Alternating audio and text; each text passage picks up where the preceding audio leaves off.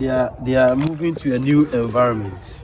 So you need to create a space within it so as the root can settle down well. That's why we try to create some space so as it can contain the water. Else the water can just run away. So we have to. Then I think that's what happened to me. So we have to create a little space so as at least it can hold the roots. So when it is growing, then you see the stem is very strong. Now you can just water it how you want to go about it. But it's always the best if you can create some small space around it so as the water can just go directly to them. I got it. So I think the first one also, it also helps for you to at least relax a bit than you just spreading the water, because at least the grass are going to grow. But since there's no water here, they wouldn't have that space to grow. So at least you can manage your bed for some time before you start putting on watered grasses. Then I think that was happening to me. The first one I transplanted, I didn't create that space. So you see the grass are just growing.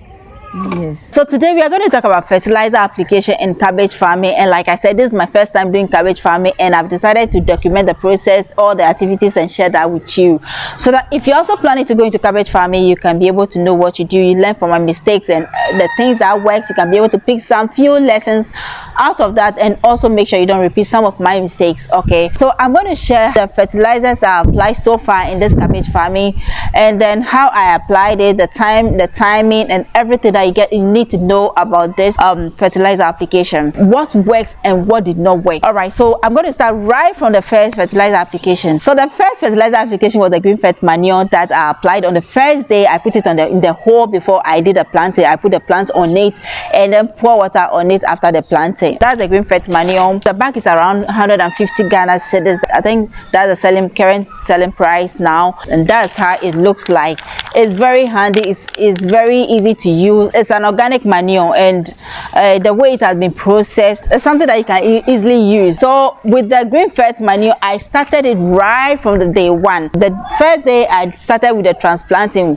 After I dug the hole, I put in some green fert manure before I put a plant on it and then covered it. I decided to do this piloting to see the outcome, or to see the result, how that is going to be. So this is how I did my first fertilizer application. I dug the hole like this. It was quite deep. Then I placed the green fert manure, something like this, a quantity like this, into the hole before I put my plant inside, and then covered it like this. After that, I poured some water on top like this.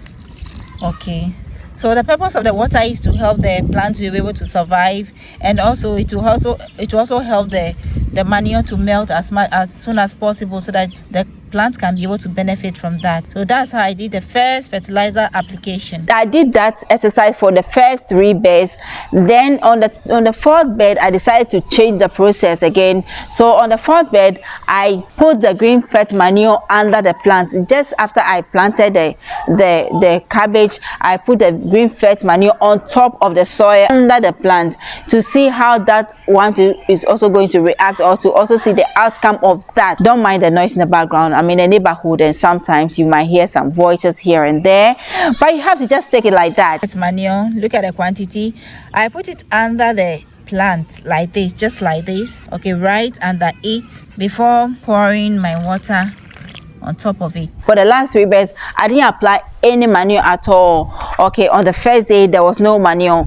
I waited for a week and I applied the green fert manure, and with that I also put it on the top of the soil under the plant. I also want to see how that one is also going to be, or the outcome of that one too. Looking at all the strategies I applied, I think the 3 methods work, because you can see the first one is doing fine, the second part is also doing fine, and the third method is also doing fine. The first transplanting I did, some of the plants were dying, so I felt maybe it could be because of the way I applied the fertilizer. That is why. So I decided to change the process, or the application method, to see how that one is also going to be. That is why I decided to use 3 different methods to see what will work for me.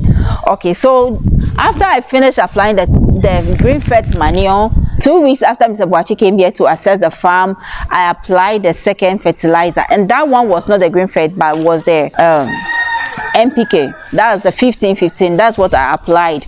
Okay, so with that one, with the NPK, what I did was to dissolve some of the NPK into a bucket of water and then apply it on the plants. Okay, so with the application, I have to get these tools from Malcolm, and I think it's about 20 Ghana cedis. We have 3 tools in it. We have this one, I don't know what it's made for, but I think when you finish hand picking your bed, you can use it to remove the weeds out. That's what I'm thinking. If you know what it's being used for, you can let me know that in the comment section. And this is what we use to fork the bed, okay, or turn the soil. This is a hand fork, okay, and this is the hand shovel or thrower. So with the second fertilizer application, I use a hand shovel to create a hole under the plant like this, and I pour the fertilizer solution into that hole so that it can be able to sink direct into the soil, get to the root of the plant. Okay, I actually directed it to the root of the plant. So the NPK comes in kilos, it comes in bags, but depending on the size of your farm, if you don't have if you think your farm is not too big enough for you to get the whole bag, there is it a 50 kg or something like that, you can get we have some that have been tied in kilos that you can get some small quantity and use. So this one is in kilos. I got it from Mr. Boachi, and that's what I'm using. After I finished the first fertilizer application, the second fertilizer application, I decided to go for third fertilizer application, which was still the NPK, the 15-15. Okay, the purpose was not for all the plants at this time. That was 3 weeks after I did the transplanting. I transplanted all the plants. It was for specific plants because not all the plants were still doing well after the first fertilizer application, the second fertilizer application.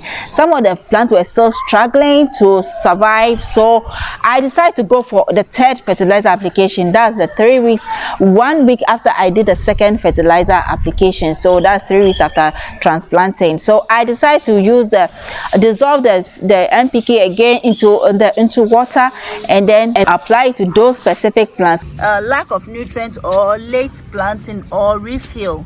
So some of the plants didn't survive after I transplanted them. So definitely there's going to be a delay in the growth because of late transplanting. So this one too, I can apply something later to 8. Then with this one too, that's the same thing I'm going to do. So this one is just for specific plants, not all the plants. Okay, so that's what I'm going to do. So you just walk through it and identify the smaller ones, and then you see I need to do some hand picking. You can see the difference. So you need to apply fertilizer to those ones so that they will match up with the older ones. They will match up with the older ones like this.